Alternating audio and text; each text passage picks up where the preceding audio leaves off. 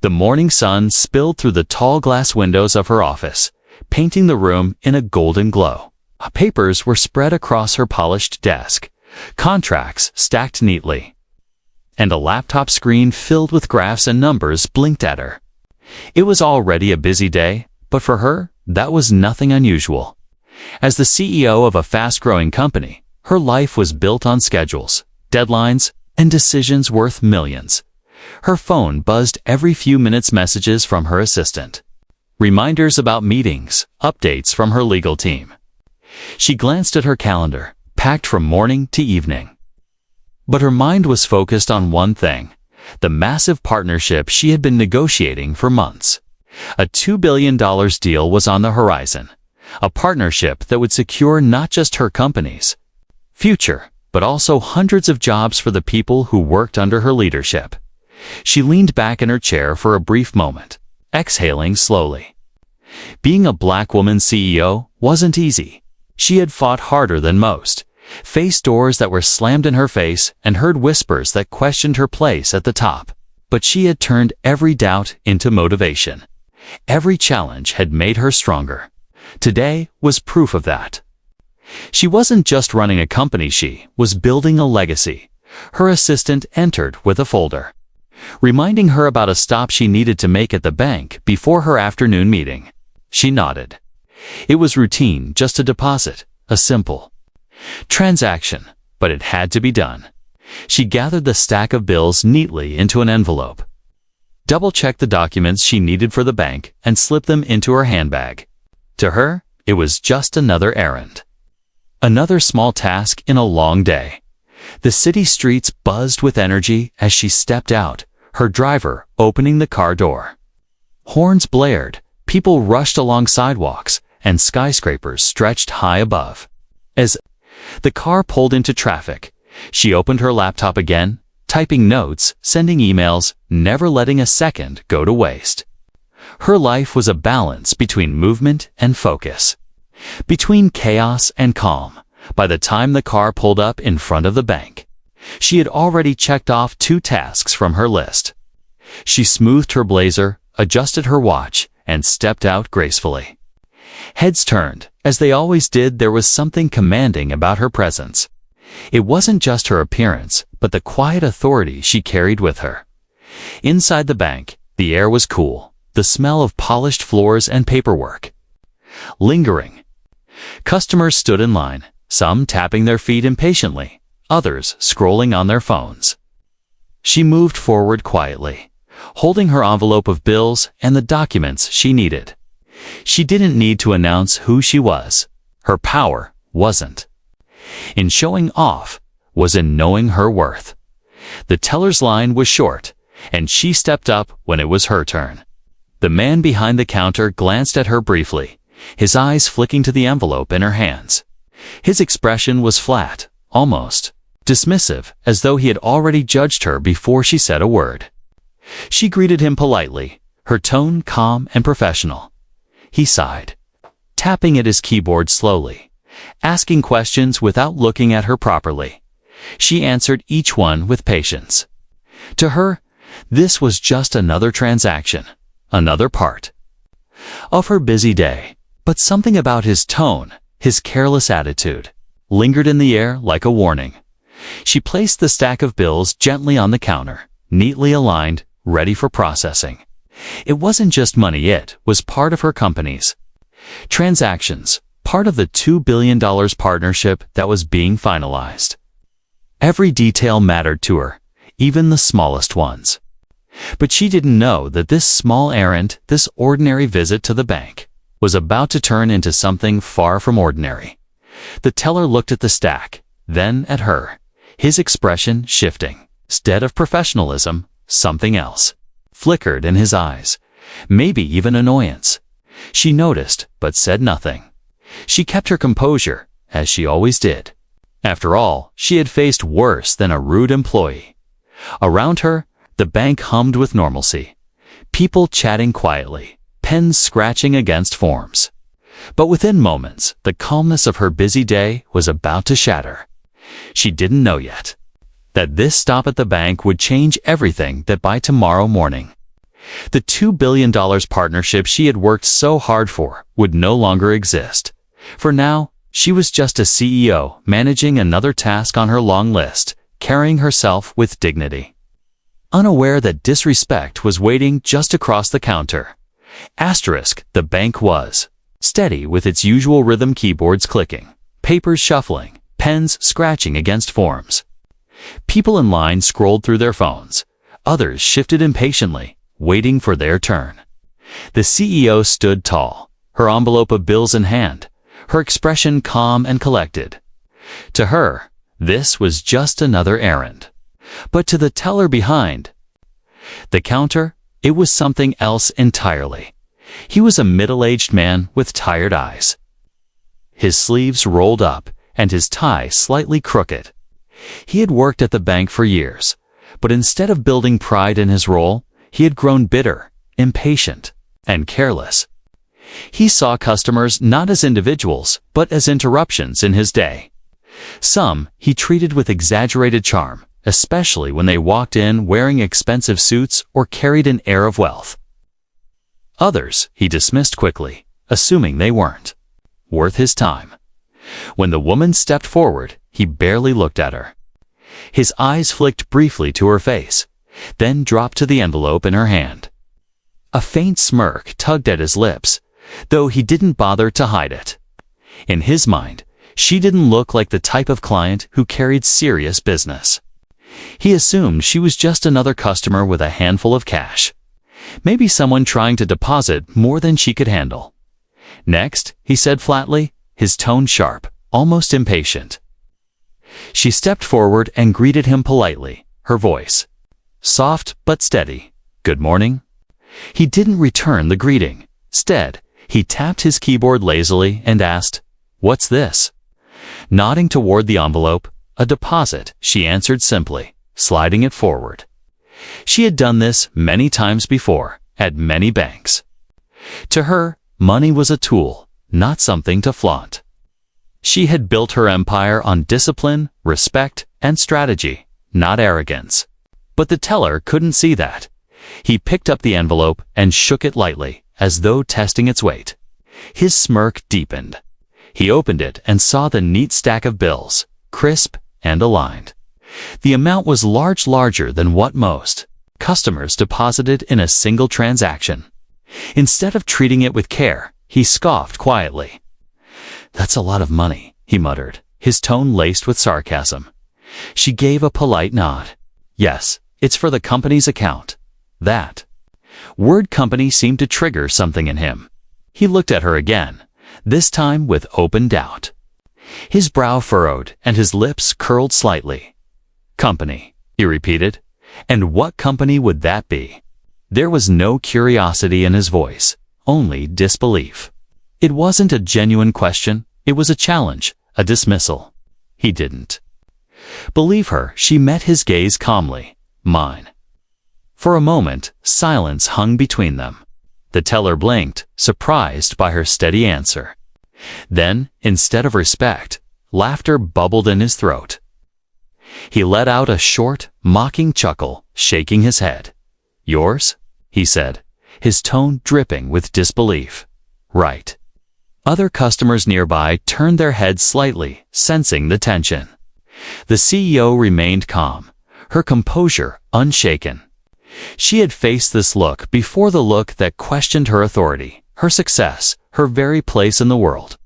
She had faced it in boardrooms, in negotiations, even at events where her name was on the banner. Each time she had answered not with anger, but with proof, with dignity, with results that silenced doubt. But here, in this ordinary bank, she hadn't expected it. Not today. Not in the middle of preparing for one of the biggest deals of her career. The teller sighed dramatically and tapped his keyboard again, his fingers heavy on the keys.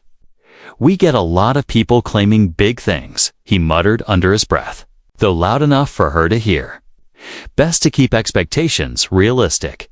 She didn't reply. Instead, she stood quietly, her hands folded, her eyes steady. Her silence wasn't weakness, was strength. But to him, it looked like an opportunity. To push further, he slid the envelope back toward her roughly, the bills spilling slightly across the counter. "You should have used the ATM for this," he said dismissively. "Save us both some time." The woman blinked once, her jaw tightening just slightly, but she still didn't speak. She simply gathered the bills neatly again and pushed them back toward him, her hands steady. "This needs to go through the account properly," she said calmly. Her tone was so measured, so controlled that it only irritated him further. He wasn't used to composure. He was used to people flinching under his rudeness, shrinking back, or snapping in anger. He thrived on reactions. But she gave him none, so he decided to push harder. He lifted the stack of bills carelessly, holding it in one hand. Smirk widened, his arrogance on full display. Without warning, he hurled the stack onto the floor, the crisp notes scattering across the polished tiles. Gasps erupted from nearby customers. Heads turned sharply, eyes widening. At the blatant disrespect, the room seemed to freeze. Even the faint hum of printers and the clicking of keyboards stopped for a moment. The CEO's eyes followed the bills as they fluttered to the ground. The sound of paper brushing against tile loud in the silence. She didn't move immediately. She stood still, her face calm, her eyes unreadable. The teller leaned back in his chair, smirking as though he had won something. "Careful with your money," he said mockingly, his voice laced with arrogance. "Wouldn't want it to get dirty." The crowd shifted uncomfortably, some whispering to each other, some shaking their heads in disbelief. Everyone could see the insult, the disrespect, the arrogance. But they also saw her still standing tall, still calm, still unbroken. And though the teller thought he had humiliated her, he didn't know that this single act would cost far more than his pride. By morning, it would cost the bank billions. The sound of the bills hitting the floor lingered like an echo. Soft but sharp, louder in meaning than in volume. The notes scattered across the polished tiles, sliding in uneven directions, some settling near the counter, others drifting toward the feet of the people in line. A few bills flipped and turned slowly, as though even the paper itself was reluctant to rest in such a place. The teller leaned back in his chair, arms folded, a smirk fixed across his face. His eyes gleamed with arrogance, as if he had accomplished something by humiliating the woman before him. To him, it wasn't just about the money, it was about control, about making someone else look small while he looked big. The bank fell into silence. Conversations stopped mid-sentence. The tapping of shoes, the rustle of papers, even the hum of machines seemed too quiet. Every eye turned toward the counter. Customers in line froze, their mouths slightly open, their brows furrowed in disbelief. No one had expected it.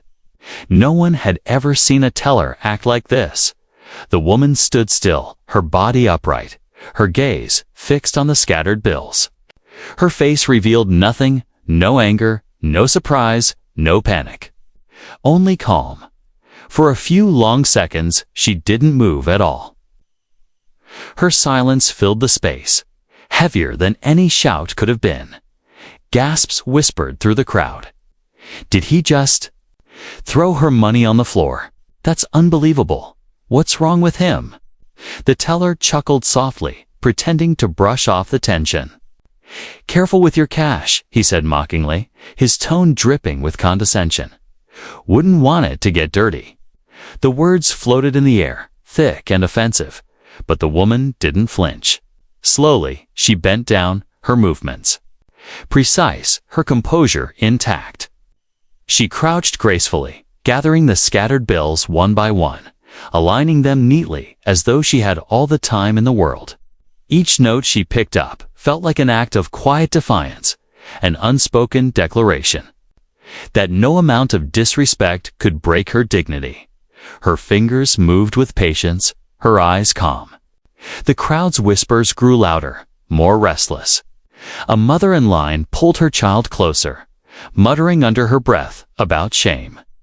A businessman shook his head, his jaw tight as though embarrassed on the teller's behalf. But the teller sat there smirking, watching her pick up the bills. He thought he had one. He thought her silence meant weakness. He thought her calmness meant defeat. When she finally gathered the last bill, she stood up slowly, her posture straight, her movements unhurried. She held the stack in her hands, pressed neatly together once again, as though nothing had happened. She didn't slam it back onto the counter. She didn't throw words in his face. She simply placed the money down gently, her eyes meeting his. At last, that look steady, piercing, unreadable made this smirk falter for a fraction of a second.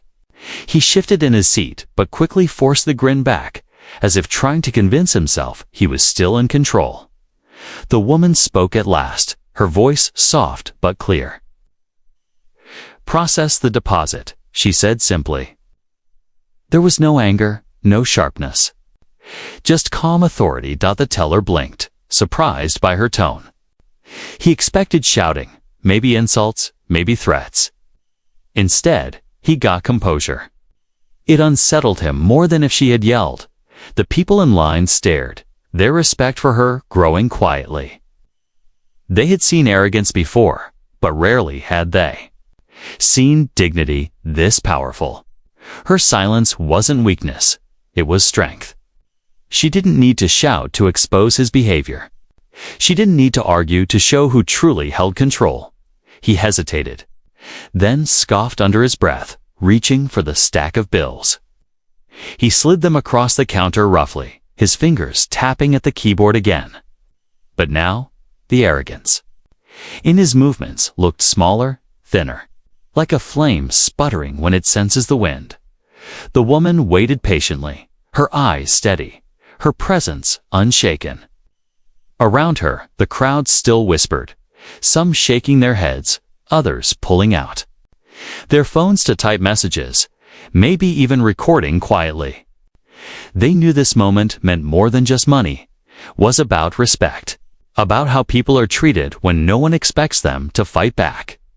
When the teller finally printed the receipt and shoved it across the counter, she picked it up without a word. She glanced at it once, then slipped it into her bag, along with the neatly stacked bills. She gave a small nod, polite and controlled, then turned and walked away. The sound of her heels clicking against the floor filled the bank as she moved toward the exit. Heads turned to follow her, eyes filled with admiration, some even with guilt. The silence she left behind was heavier than before, pressing down on the teller, who suddenly felt smaller in his chair. He looked around, noticing the stares, the frowns, the disappointment in the faces of the customers who had witnessed everything. His smirk faded completely, replaced with the faintest twitch of unease. For the first time that day, he realized he might have gone too far, but it was too late. What he didn't know, what no one in that room knew, was that the woman he had tried to humiliate wasn't just another customer. She was a CEO, a leader, a woman with influence and power far greater than anyone in that bank could imagine. Her silence wasn't surrender, was strategy. She didn't need to fight in the moment because she knew the real reckoning would come later. By morning, the teller's arrogance wouldn't just cost him his job, would cost the bank billions. The bank was still hushed after the bills had been scattered across the floor. The moment hung in the air like smoke, thick, uncomfortable, impossible to ignore. The teller had leaned back in his chair, smug and satisfied, thinking he had put the woman in her place. Customers in line shifted, whispering, shaking their heads. Some looked away, embarrassed for her, while others kept staring, waiting for an explosion. But the explosion never came. The woman stood there, calm and composed. She didn't raise her voice, didn't demand to see a manager, didn't scold the teller for his arrogance. She simply finished gathering the bills, placed them back in a neat stack, and set them gently on the counter. The silence that followed, was hers thick with dignity, stronger than any shout. "Process the deposit," she said softly. Her voice carried no anger, yet it silenced the teller in a way anger never could. He blinked, thrown off balance by her composure. He expected outrage, expected her to lose control. Instead, she gave him calmness and unshakable, unbothered command that made him look small in comparison. The teller scoffed under his breath and punched at the keyboard, pretending to be unfazed. But the truth was, her silence unnerved him. The way she looked at him, not hateful, not frightened, but steady, made him squirm in his seat. It was the look of someone who knew her worth and didn't need to prove it to anyone. The people in line saw it too. They had expected her to fight back with words, maybe with anger. Instead, they witnessed a kind of strength that was harder, deeper. Her quiet response was louder than rage. One man whispered to another. She didn't even flinch. A woman behind them shook her head, muttering, "That teller's finished. He doesn't even know it yet." The teller slid the deposit slip across the counter, not even looking her in the eyes. He wanted to move on, to pretend it hadn't happened. But the weight of the room made it impossible to ignore.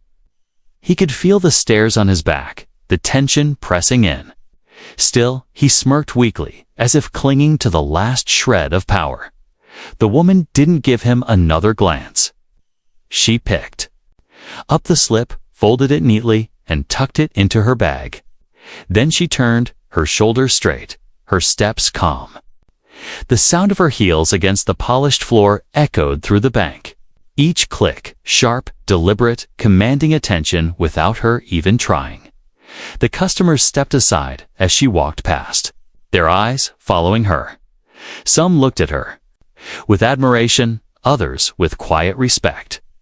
They had just seen what dignity looked like in the face of humiliation. She hadn't fought fire with fire. She had let her silence burn brighter than any flame. The teller watched her go, his chest tightening with something he couldn't name. Unease, maybe even regret. For the first time, he wondered if he had pushed the wrong person too far. But he quickly dismissed the thought, leaning back in his chair and forcing a smirk. "Just another customer," he muttered under his breath. "She'll forget about it by tomorrow." But she wouldn't forget as she stepped out of the bank and into the sunlight. She breathed deeply. The cool air brushed against her face, washing away the stuffiness of the room behind her. Her heart was calm, but her mind was sharp already, turning over what had happened. She wasn't angry. Anger gave power to those who didn't deserve it. Instead, she was determined. She slid into the back seat of her car, her driver closing the door gently. The city buzzed around her horns, voices, footsteps, but inside the car, there was silence. She pulled out her phone, scrolling through her contacts, her mind already clear on her next move. Her silence in the bank had been her shield. She had let the teller believe he'd won, let him enjoy his smug moment. But she knew something he didn't. Respect and reputation were worth more than money. And disrespect carried a price. The $2 billion partnership she was finalizing relied on trust, on image, on integrity. And now, this bank had shown its true face through the careless arrogance of a single employee. She couldn't ignore it. She wouldn't. Her fingers hovered over her phone as she thought carefully. This wasn't about revenge.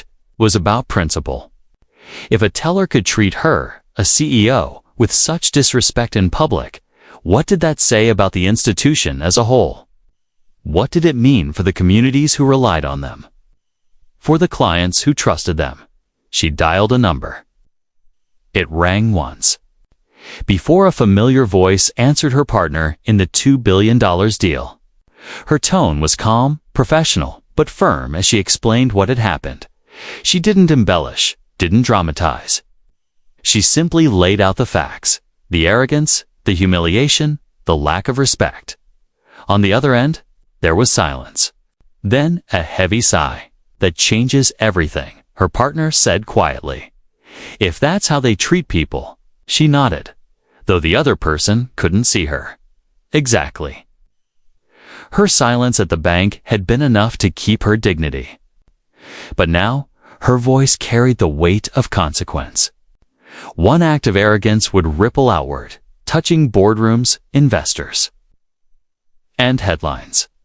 Back in the bank, the teller had already moved on to the next customer, pretending nothing had happened. He didn't know yet that his careless act had already set something much larger in motion. The woman leaned back in her seat, closing her eyes for a brief moment. Her face remained calm, serene, unshaken. To the world, it looked like she had brushed it off. But deep inside, she knew. Sometimes the most powerful response is silence in the moment, and action afterward. And by morning, the action she had set in motion would make the bank pay a price far greater than the bills he had thrown to the floor. The car glided smoothly through the city streets, but inside, the air was heavy with thought. The CEO sat in the back seat, her posture elegant yet firm, her mind replaying the bank scene in quiet detail. She could still hear the sound of the bills hitting the floor, still see the smug expression of the teller who thought he had humiliated her. But humiliation was not what she carried with her. What she carried was clarity. For years, she had taught herself the same principle. Never let anger lead. Let strategy speak. That principle had turned her from a young entrepreneur into one of the most respected CEOs in her industry. And now, as her driver weaved through traffic, that principle guided her again. She opened her phone, her thumb sliding across the screen to her contacts. The names listed weren't ordinary executives, investors, decision-makers, partners who controlled billions. Every call she made had weight, and tonight, one call would change everything. She scrolled until she stopped at a name. Her partner in the $2 billion deal. A man of influence, one who had admired her vision, her discipline, her integrity. Together, they had spent months negotiating, aligning details, building a partnership that would set a new standard in their industry. Tomorrow, it was meant to be signed, but now, that signature was in jeopardy. Not because of finances, not because of contracts, but because of respect. She inhaled slowly, pressing the call button. The phone rang once, twice, before the deep, confident voice of her partner answered. "I was just about to call you," he said warmly. "Everything's ready for tomorrow." Her tone was calm, even, but there was a firmness under it. "Need to talk," she said. There was a pause on the other end. "Is something wrong?" "Yes," she answered, her voice steady. She explained everything, recounting the incident in the bank exactly as it had happened. Her words were simple, factual, without exaggeration. She spoke of the arrogance in the teller's voice, the bills hurled carelessly onto the floor, the dismissive smirk. She described how the customers stood in silence, how she chose not to argue, how she walked away with dignity. Her partner stayed quiet as she spoke, the weight of her words settling over him. Finally, he exhaled slowly. "Unbelievable," he muttered. "And this was the very bank we were about to finalize with." Yes. The silence that followed was heavy. On both ends of the line, they understood what this meant. She continued, her voice still calm but sharper now. "Respect is not negotiable. If they cannot respect a client in public, how can they respect us in partnership? How can they respect the people we serve?" Her partner's voice dropped, colder now. "You're right. If they treat their customers like that, it speaks to their culture. Arrogance at the bottom usually reflects arrogance at the top." Exactly, she didn't need to say more. He already understood. She could hear him shuffling papers on his desk, the faint sound of him pulling files aside. "We'll cut them out," he said firmly. "I'll call the others tonight. The partnership is over." For a moment, she closed her eyes, relief washing over her, but not because of revenge. This wasn't about punishing one man. It was about protecting something bigger. Her company, her people, her reputation. She had built her empire on values, and she would not tie it to an institution that failed those values. "Good," she said quietly. The conversation shifted into logistics. They discussed alternatives, moving funds, aligning with a different partner. Her partner promised to make the calls before midnight. "By morning, everyone will know," he said. "They won't see this coming." When the call ended, she leaned back in her seat, the glow of the city lights flashing across her face as the car sped forward. Outside, the world was busy, loud, chaotic. Inside, she was calm again. Her driver glanced at her briefly in the rearview mirror, sensing the tension. "Everything all right, ma'am?" he asked softly. She gave the faintest smile. "Everything's under control." In her mind, she reflected on how quickly power could shift. One arrogant act, one careless moment had just cost a bank billions. The teller, who thought he had won by throwing her bills on the floor, had no idea what he had really done. He hadn't humiliated her. He had humiliated the institution he worked for. And she was not the kind of woman who let disrespect go unanswered. Back at the bank, the teller likely went home smug, replaying his little act of power. He had no clue that while he was congratulating himself, a phone call was being made that would ripple through boardrooms, investors, and markets. By the time he returned to work in the morning, the bank he served would be bleeding, its partnership gone, its reputation damaged, all because he had mistaken silence for weakness. The CEO gazed out the window, her mind already moving ahead. Tomorrow, the headlines would carry the news. Investors would whisper about the loss. Executives would scramble to explain how a $2 billion deal had slipped through their fingers overnight. And when they asked why, the answer would sting. Because of a lack of respect. Her phone buzzed again, another message, another update from her team. She glanced at it briefly, then set it aside. For once, she allowed herself a small moment of stillness. She had fought her battle not with anger, not with shouting, but with silence and a single call.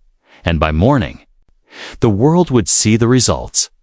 Asterisk night fell across the city, but inside offices and boardrooms, the lights burned late. Phones rang, emails flew back and forth, and whispers carried between executives and investors. What had begun as a quiet phone call in the back of a CEO's car was now growing into something far larger. The bank teller, who had arrogantly hurled the stack of bills onto the floor, went home thinking the day was over. He sat down to dinner, perhaps laughed at television, never realizing that his careless act had already set something in motion that no one could stop. By the time he closed his eyes to sleep, the storm was already building. The CEO's partner kept his word. That night, he made the calls. He explained what had happened, not in anger, but with calm precision, the same way she had described it to him. If this is how their staff treats clients, how can we trust them with a $2 billion partnership? He asked pointedly. Some of the executives, on the other end, tried to reason. It was just one man. A mistake. Surely we don't need to jeopardize the deal over this. But others were silent, already knowing the truth. In business, perception is everything. If one moment of disrespect could reach the wrong eyes, it could taint the entire partnership. By midnight, the story was being repeated in hushed tones across private calls. By 2 a.m., emails were being drafted to cancel contracts, lawyers pulled into emergency meetings, and alternative institutions considered. By dawn, the decision was final. The $2 billion partnership was gone. But the ripple didn't stop there. When the first employees of the bank arrived early the next morning, something felt different. Phones were already buzzing, supervisors whispering urgently, faces tense.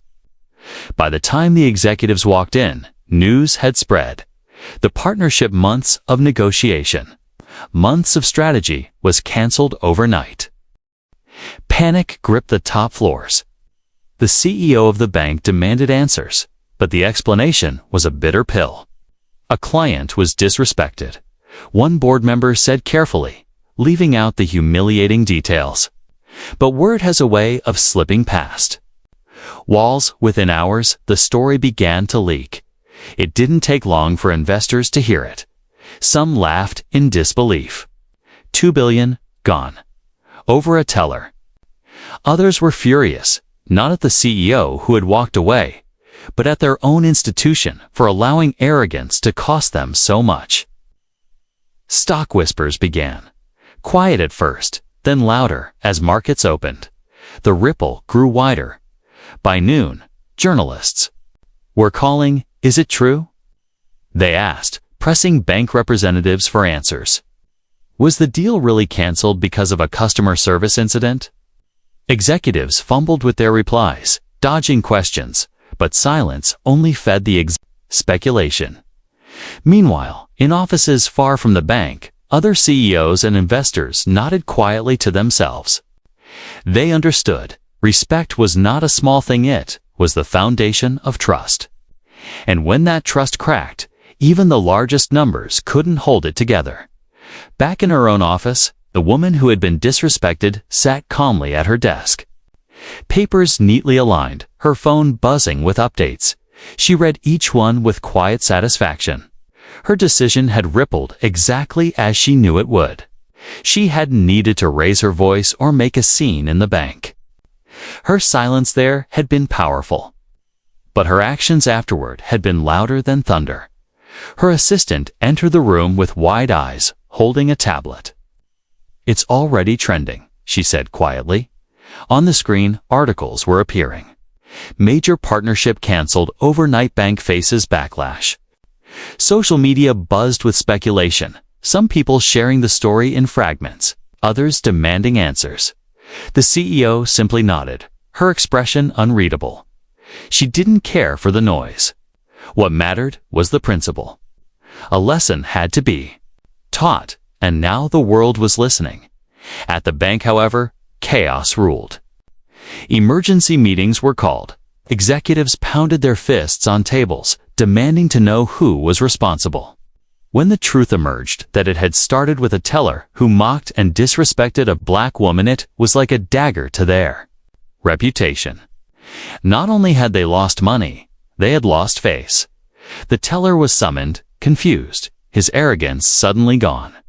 He stammered excuses, tried to explain himself, but it was too late. His smirk, his careless attitude, had cost billions. And while he was fired immediately, the stain he left behind could not be erased. The ripple spread further still. Customers began questioning their loyalty to the bank. Social media users posted stories of their own bad experiences, adding fuel to the fire.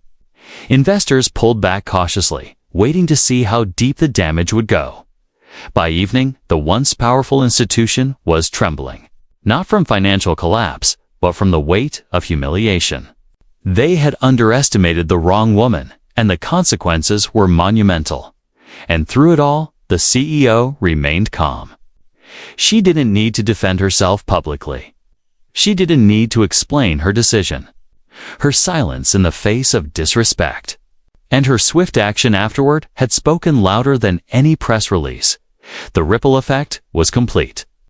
What began with bills scattered on the floor inside a bank had now scattered across the entire financial world, teaching a lesson that no one would forget. Arrogance can cost more than money, can cost everything. Asterisk, the morning began like any other for most of the city, but inside the glass towers of the bank, panic had already taken root. Executives rushed into offices, ties crooked, voices sharp, phones pressed tightly to their ears. Emails flooded inboxes like waves, urgent and frantic. By 9 a.m., the truth was undeniable. The $2 billion partnership was gone. News traveled fast, faster. than the executives could control. Investors whispered across private calls. Clients murmured with suspicion, and journalists sharpened their questions. The once proud institution, which had boasted stability and trust, now found itself painted with a stain of arrogance. And all of it began with a single, careless act at one teller's counter. The CEO of the bank slammed a folder shut during the emergency board meeting. $2 billion, he shouted, his voice cracking under the pressure. Gone overnight. How could something like this happen? The boardroom was silent, save for the nervous tapping of pens. Finally, one senior executive cleared his throat. It was, "Hey, incident." A teller disrespected a client. She pulled out of the partnership. The bank CEO glared. One teller, one employee. And we lose billions. His words dripped with disbelief. But even as he said it, he knew the answer. It wasn't just about one teller, it was about what the incident represented. Another board member, her tone sharp, leaned forward. The client wasn't just any customer. She's a CEO herself, powerful, respected, connected, and she didn't scream. She didn't fight. She walked out quietly. That silence carried more weight than shouting ever could. The room shifted uneasily. Silence had been their downfall. They realized it too late. Meanwhile, on trading floors, analysts buzzed with speculation. Whispers turned into numbers, flashing red on screens.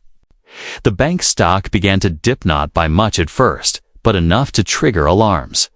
Investors were cautious. If the institution could lose a $2 billion partnership overnight, what else could it lose? At the teller's branch, the atmosphere was less chaotic. Word had already reached the employees. Whispers flew from desk to desk. It was him, someone muttered. The teller who mocked that woman. Another shook their head in disbelief. They said she was a CEO. Can you imagine? The teller himself sat in a small office with two supervisors, his face pale. Gone was the smug grin he had worn when he hurled the bills to the floor. Now he was sweating, stammering, struggling to explain. It was just a joke, he muttered weakly. I didn't know who she was. One supervisor leaned across the table, her voice cold. That's the point. You shouldn't need to know who she was to show respect. Everyone deserves it. The teller swallowed hard, but his fate was sealed. By noon, his termination papers were signed. He left the building with his belongings in a cardboard box. But what he carried was far heavier. The knowledge that his arrogance had cost his employer $2 billion and its reputation. Yet even his dismissal couldn't repair the damage. Customers streamed in throughout the day, some angry, some quietly closing accounts. A few openly muttered, "If this is how you treat people, I'm taking my business elsewhere." The fallout rippled further still. By afternoon, news outlets ran the story. Headlines screamed across screens and newspapers. Bank loses $2 billion partnership. Overnight, after client disrespected. The story spread on social media too. Each post shared thousands of times. Hashtags trended globally. People debated, criticized, and mocked. Some told their own stories of being dismissed by banks. Fueling the fire, inside the bank's PR department, staff scrambled to draft statements. Words like apology, unfortunate incident, and commitment to retraining appeared in drafts. But each statement sounded hollow. Nothing could hide the truth. Respect had been broken, and once broken, it could not be bought back, not with $2 billion. Not with 20. The woman at the center of it all, however, remained silent. She did not release a statement, did not grant interviews, did not tweet. Her silence was more powerful than anything she could have said. Her actions had already spoken. She had pulled her partnership. The world understood why. Asterisk executives at the bank begged for another chance. Calls were made to her office. Messages were left. Some even tried to reach her partners to plead their case. But each attempt was met with the same response: silence. She had moved on. Her company had already begun discussions with another institution, one that valued integrity. By evening, the board of the bank sat in their office, drained, defeated. Their reputation was in tatters, their stock trembling, their partners questioning their loyalty. "We cannot afford another mistake," one board member said bitterly. "The world is watching us now." But the damage was already done. In homes across the country, people read the story and nodded with satisfaction. To them, it was more than corporate news, it was a lesson. A reminder that arrogance, no matter how small, could topple giants. A reminder that respect was priceless, and its absence could cost billions. At her own office, the CEO sat quietly by her window, watching the city lights blink against the dark sky. Her assistant entered with the latest updates. "The fallout is everywhere," she said softly. "The bank is in crisis."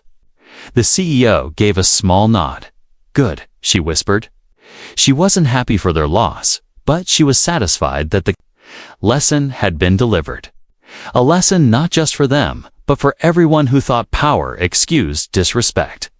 She leaned back in her chair, calm as always. Her day had begun like any other. But by nightfall, her silence had rewritten the fate of an institution, and the fallout was far from over.